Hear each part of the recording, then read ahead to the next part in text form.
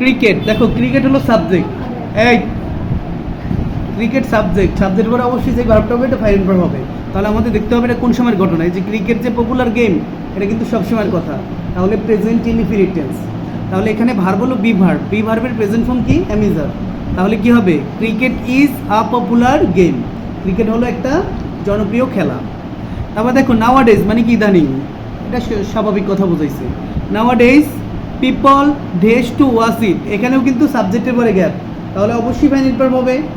তাহলে people long to watch, মানে long মানে কি? লং মানে প্রত্যাশা করা, আকাঙ্ক্ষা করা, চাওয়া। তো মানুষ চায়, ঠিক আছে। ওয়ান্টের সিনোনিম আসছে, তো মানুষ চায়, এটা তো স্বাভাবিক কথা বোঝাচ্ছে না? এটাও প্রেজেন্ট ইনডিফিনিট হবে। এই জন্য কী হবে? লং আসছে, লংই হবে, মূল ভার্ব হবে।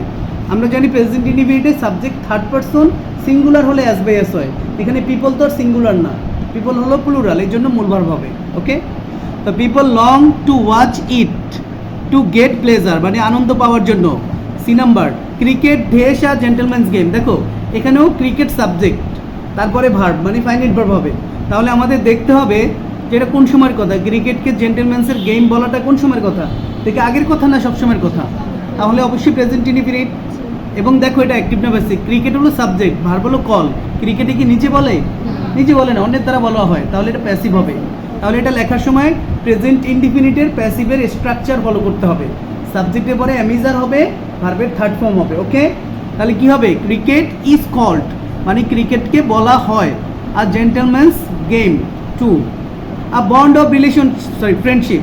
আ বন্ড অফ ফ্রেন্ডশিপ মানে বন্ধুত্বের একটা সম্পর্ক। এটা পুরোটা সাবজেক্ট, ভার্ব হলো কি? ক্রিয়েট।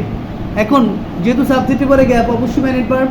এই যে বন্ধুত্বের সম্পর্কটা যে তৈরি হওয়াটা, এটা কোন সময়ের কথা? সব সময়ের কথা। আর এই সম্পর্কটা কি তৈরি করে না তৈরি হয়? অ্যাক্টিভ না প্যাসিভ? Present ইনডিফিনিটে passive. তাহলে কি হবে? Is created.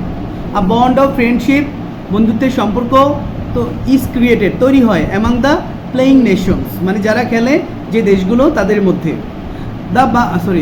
The Bangladesh national cricket team is হলো এখানে কি? বি ভার্ব, মানে অক্সিলারি ভার্ব।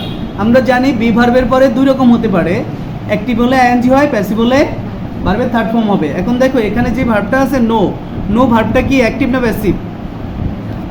এটা মানে বাংলাদেশের টিমের ন্যাশনাল ক্রিকেট টিমটাই কি চিনে না টিমটাকে চেনা হয়? তাহলে প্যাসিভ না? তাহলে প্যাসিভ যেহেতু বি ভার্বের পরে ভার্ব 3 হবে।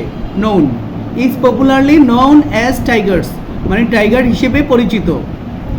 আওয়ার ক্রিকেট টিম, আবারও সাবজেক্টের পরে গ্যাপ, বুঝতে পারছো? Our cricket team dash very organised, is very organised, is হবে প্রেজেন্ট ফর্ম। ওকে, তারপরে দেখো it already dash it's worth, it subject না? অবশ্যই ফাইনাইট ভার্ব হবে, টেন্স অনুযায়ী ভার্ব। এখন দেখো যেহেতু অলরেডি আছে, আমরা জানি just, already, recently, just now, এগুলো থাকলে প্রেজেন্ট পারফেক্ট টেন্স হয়। তাহলে এখানে অলরেডি থাকার কারণে এটা প্রেজেন্ট পারফেক্ট হবে। আর তাহলে কী হবে? Has proved, it has already proved, অলরেডির মাঝে দিয়ে দেবো, কারণ এই অ্যাডভার্বটা মাঝে বসে। হ্যাজ অলরেডি প্রুভড, যদি একান্ত না পারো তখন ওইভাবে দিও, কিন্তু চেষ্টা করবা এভাবে দেওয়ার। হ্যাজ অলরেডি নিয়ে আসবা। অলরেডি প্রুভড, তারা ইতোমধ্যে তাদের কি করছে? প্রমাণ করেছে। ইটস ওর্থ মানে এটার যোগ্যতা। In many an international match, মানে অনেক ইন্টারন্যাশনাল ম্যাচে, ঠিক আছে। মেনি এ বা মেনি অ্যানের পরে কিন্তু সিঙ্গুলার হয়, এটা মাথায় রাখবা। মেনি এ বা মেনি অ্যানের পর, এটাও যদি অনেকগুলোর একটা সমষ্টি বোঝায়, একটা এবং একটা ইউনিট বোঝায়।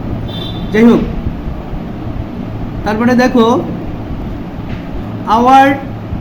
আওয়ার ক্রিকেটার্স, অর্থ কি? আমাদের খেলোয়াড়রা। এখানে ভার্ব আছে কি? বি ভার্ব, তাহলে অ্যামিজার হবে। তাহলে কি হবে? আর। Our cricketers are capable of, অফটা কি প্রিপোজিশন না? প্রিপোজিশন করে যেন কি হয়? আইএনজি হয়, মানে জেরান্ড হয়। তাহলে ক্রিকেটার্স আর ক্যাপেবল অফ কম্পিটির সাথে আইএনজি হবে। কম্পিট মানে প্রতিযোগিতা করা। Competing with the renowned cricket teams, বিখ্যাত ক্রিকেট টিমের সাথে। অফ দ্য ওয়ার্ল্ড, বিশ্বের বিখ্যাত ক্রিকেট টিমগুলোর সাথে। দ্য প্রেস্টিজ মানে কি? সম্মান। Of our country already dash up, already আছে, প্রেজেন্ট পারফেক্ট হবে, তাহলে হ্যাজ হবে। তাহলে হ্যাজ এখানে কি আছে প্রেস্টিজ না এটা singular prestige of our country has already gone up in the international arena তারপরে thanks to our cricket team in spite of its renown এটার খ্যাতি থাকা সত্ত্বেও বোঝাচ্ছে এটা বিপরীত হ্যাঁ sometimes hour cricket team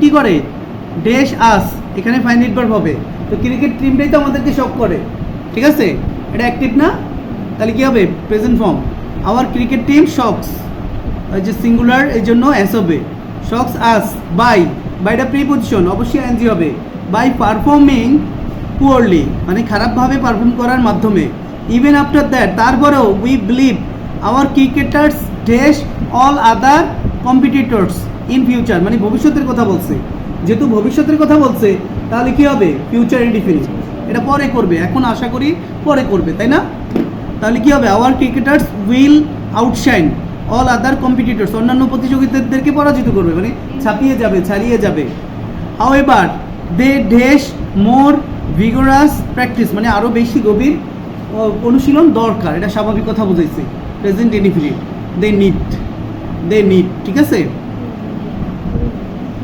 okay that's